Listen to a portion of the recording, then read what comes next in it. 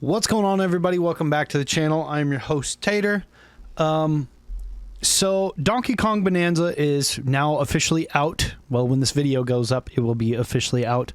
And it is getting 10 out of 10s from IGN. So I guess the new Donkey Kong is a masterpiece. I've been wanting something else to play on my Nintendo Switch too. I've been playing a ton of Mario Kart, but I'm kind of getting bored of it. But it's always fun to go back to it. I've been playing a little bit of Tony Hawk Pro Skater on Game Pass. But a 10 out of 10 masterpiece is insane to me for a Donkey Kong video game. But we're going to go ahead and watch the IGN review, and kind of I'll be pausing and giving my thoughts along the way. So without further ado, let's go ahead and play the video. So I hear you want a new 3D Mario. If that means you're looking for a console-defining platformer with satisfyingly expressive movement, innovative mechanics that constantly evolve, and expertly crafted challenges that unleash the interactive potential between the two, then I'm beyond thrilled to share that Donkey Kong Bananza is all of that and so much more. Bananza is no mere side project from the team behind Super Mario Odyssey. It's a brilliant successor to that masterpiece, a tremendous reinvention for one of Nintendo's original mascots, a groundbreaking adventure in every sense of the word, and one of the best 3D platformers I've ever played.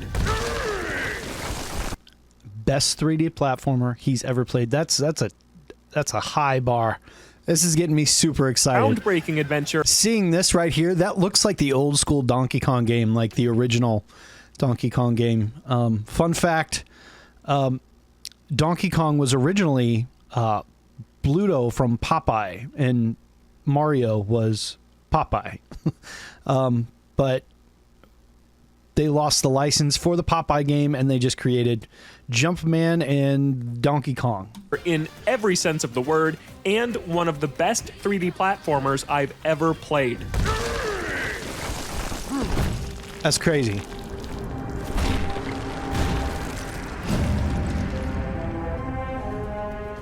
Bananza wonderfully honors DK's various incarnations over the decades while all... This reminds me of Donkey Kong Tropical Freeze right here, and Donkey Kong Country. Also fearlessly punching through a mountain to forge its own path. It tells a light but sweet story about DK and his spirited sidekick Pauline pursuing an underground legend that will allegedly grant them one wish. Pauline hopes to return home, while DK just wants more bananas. The deeper the pair dives toward the planet core, the deeper the gameplay becomes. Nintendo builds each new 3D Mario around one big idea, like Sunshine's Water Pack or Odyssey's Captures. Mario is nowhere to be seen here, but in that same tradition, Bananza's fully destructible environments suit a hulking, rampaging gorilla far better than that plumber. And some of this reminds me of Astrobot a little bit, like that whole thing of bursting through the wall like that kind of reminded me of Astrobot. This exciting concept, which is funny because Astrobot kind of stole from Mario, and now Donkey Kong is stealing from Astrobot. Strange. is truly fit for a Kong. Practically everything in this world is designed for DK to punch and break, and the extent to which Bananza commits to letting you tear through its environment is both technically impressive and a ton of fun. DK is powerful, and that's regularly reflected across a fresh set of abilities that are endlessly enjoyable to pull off. Simply tearing a chunk from the ground, which you can do almost anywhere, leads to so many dynamic possibilities. DK can hurl it at airborne enemies, swing it to break through walls, bounce off it to double jump, or surf on it to get around faster and safely cross dangerous terrain. When he's empty-handed, he can punch in any direction, slap the ground to instantly gather loose gold and reveal nearby collectibles, and perform a satisfying roll-jump-roll combo cut from the same cloth as Mario throwing Cappy and bouncing off him for extra distance. Plus, he takes a page out of Link's book and can climb basically any non-slippery surface, granting an extra sense of freedom to the entire journey. Crunchy sound effects that change depending on the material DK's interacting with make it even more entertaining to wreck stuff. Like the loud crumble of breaking down a sturdy wall of stone, or the juicy splash of tearing into a watermelon. The controls for doing all of this are so polished, too, and when you chain together a combo, everything sings in perfect harmony. Wrecking Crew. Bananza's levels are called layers, and each one is a sprawling playground constructed to maximize the potential of DK's destructive abilities. There's so much to find both on their surfaces and tucked away in the hidden caves and tunnels you find by bashing your way through the environment. But Bananza rarely relies on mindless destruction.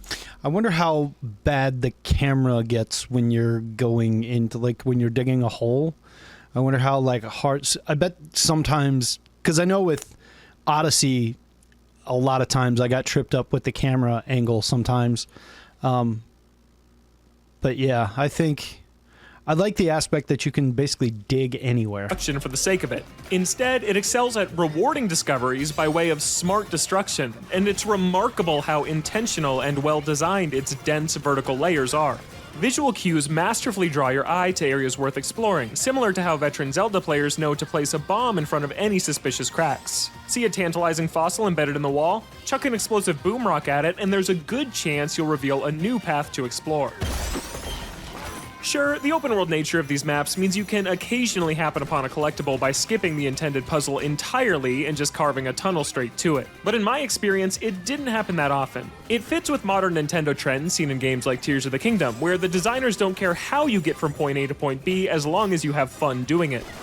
On the other hand, Bananza smartly walls off most of its main objectives. See how the camera's getting wonky here? Behind terrain the nefarious Void Kong has turned indestructible, so it's not like DK can just punch his way straight to the end credits. What makes Bananza's objectives more compelling is that it isn't really about destroying everything. Instead, it's about exploring, platforming, fighting, and collecting in a vast world where you can destroy everything, which is an important distinction. It never feels like a gimmick or the only tool you have, but rather one integral part of Bananza's larger design. I was rarely asked to create random tunnels. So what's the difference of, like, the green Donkey Kong and the, like, regular? Like, I guess it's a different outfit. I wonder if he gets different powers based on what outfit he has on. With no guidance, and DK's upgradable sonar ability helped me find buried collectibles hidden to the naked eye. Pauline helps out with the search too, as she See, like, you get Rainbow Mario right here, or not Rainbow Donkey Kong right here. Waypoints to collectibles marked on your map. That keeps the hunt for completion focused and fun, even if the camera occasionally struggles with the weird angles you force it into when digging yourself a nice hole. That's what I thought. Romping around the sublevels is a blast, and the fact that I felt totally in control of the action, even with so much fast-paced chaos unfolding at any given time, is an impressive feat. I love how the world crumbles around DK. It makes everything feel more alive and really sells the heft of this character, like the way he leaves a crater when crash landing after a lengthy fall.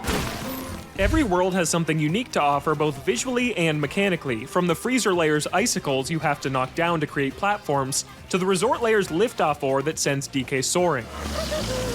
And Bananza never stops pulling fresh ideas off the vine. Without spoiling anything, I was See, he's got pink drawers there. stunned at the ingenuity on display as I dove to some of its late-game layers. There are tons of different material types that make up the world, with set rules to how they all interact. A simple example is how throwing ice onto lava creates a hardened rock platform. But the interplay between different elements gets more complex as you progress, and learning these relationships to solve increasingly smart puzzles is supremely gratifying. Those puzzles are often found in standalone challenge rooms scattered across each layer. There's a nice mix of fights, logic puzzles, and platforming sequences that offer a welcome change of pace from the open-ended This gives me Astrobot vibes right here. explorable layers themselves. I was consistently impressed with how the challenges take full advantage of Bananza's systems. After more than 50 hours, I'm still finding new Even that song right there, that audio, doodle-doo, doodle-doo, reminds me of an Astrobot I was song. consistently impressed with how the challenges take full advantage of Bananza's systems. After more than 50 hours, I'm still finding new challenge rooms that mix and match enemies, materials, and abilities in brand new ways. One of my favorites is these boxes of blue and pink slime that are inverses of each other, where destroying one fills in the matching part of the other. Bananza builds several brilliant puzzles off this one idea and gets similar mileage out of every toy in its toy box, forcing me to think about something I'd already seen before in a new way. Oh, banana. On its own, exploration is gratifying, but it helps that there are great rewards for finding Bananza's heaps of collectibles as well. Fossils are used to buy region-specific outfits that give you perks and a fun, fresh look. So each outfit gives you a different perk. You'll also collect mountains of gold, and while I was swimming in cash for the first several hours, trust me when I say collecting as much as you can will be worth it in the end.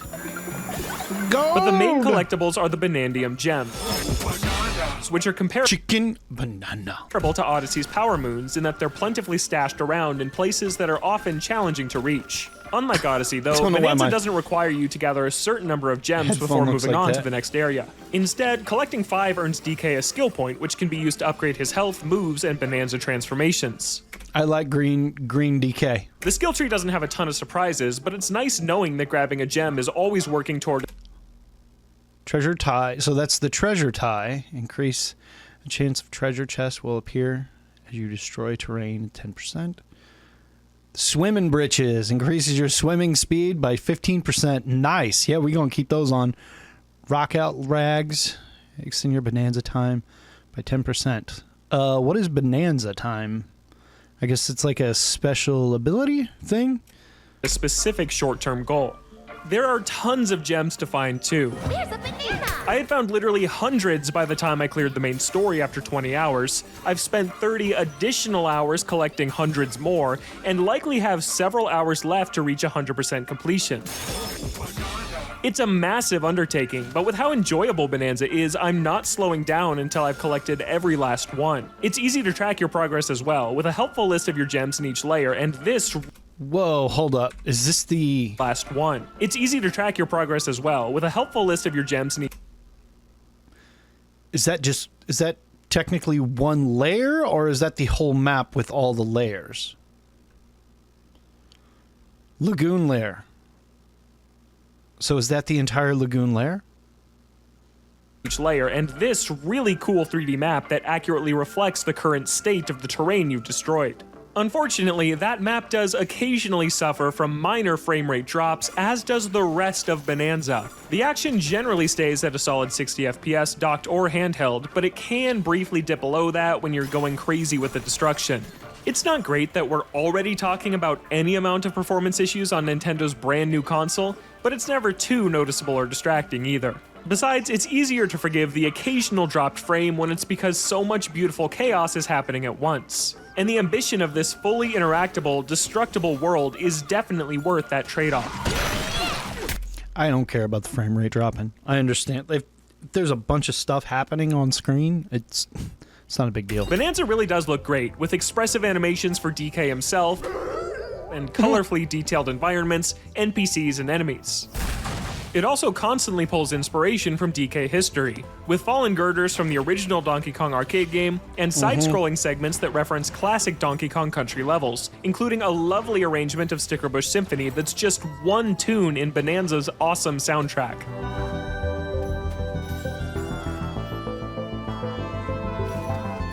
Sounds This like may an be 80s... from the 3D Mario team, but Bananza regularly pays respects to all of DK history, and at times feels like a modern follow-up to Rare's golden era from the Super Nintendo and N64.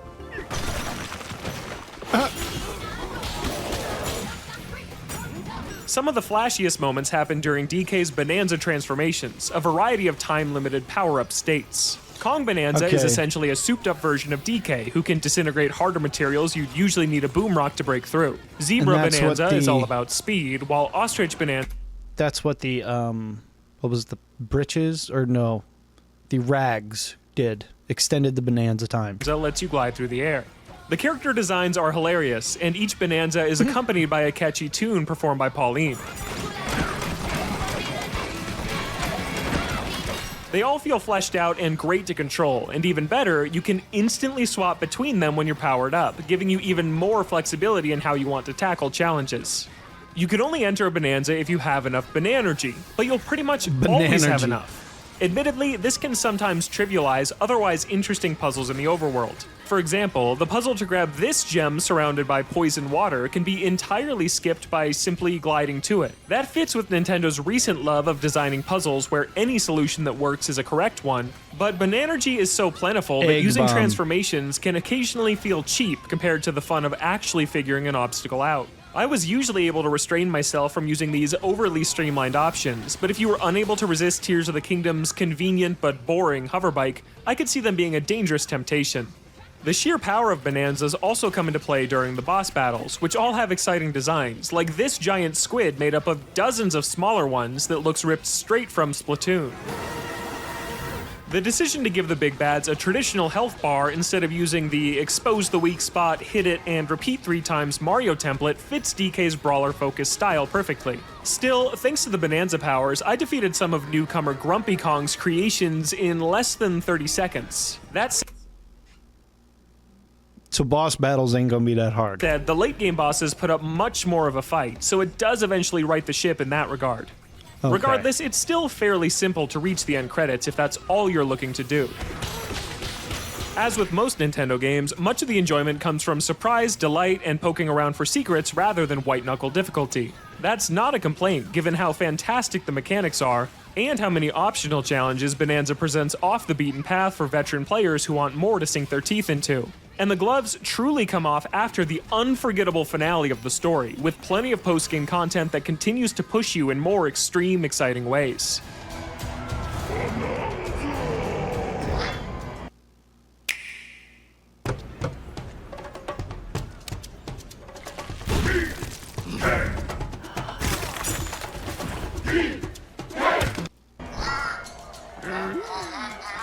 The leader of the bunch is finally back to kick some tail in Donkey Kong Bananza, a brilliant successor to Super Mario Odyssey, and a smashing return for a classic Nintendo character. It was a bold choice to build the Switch 2's first 3D platformer around DK instead of Mario, but it's proven to be the best decision Nintendo could have made. DK's satisfying, expressive movement and powerful, dynamic abilities create a truly groundbreaking adventure. The ambitious, destructible layers of this underground world are densely packed with satisfying collectibles, abundant charm, and clever challenges that never seem to run out of smart ideas, even long after the credits have rolled. Bananza is a constant crescendo across its 20-hour campaign and beyond, with puzzle platforming concepts that only grow richer as DK and Pauline dive deeper toward the planet core. Every element comes together in complete harmony to create Nintendo's first Switch 2 masterpiece. 10 out of 10. Masterpiece. Executive Reviews editor Tom Marks. I'm hyped for this game. People are already playing it. I'm gonna pre-order it now. I do want a physical copy, but I'm probably just gonna download it on the store. Download it digitally. So what do you guys think about Donkey Kong Bananza? Are you gonna play it? What do you think about IGN giving it a 10 out of 10? Let me know down in the comments below, and I will see you guys in the next episode. Peace.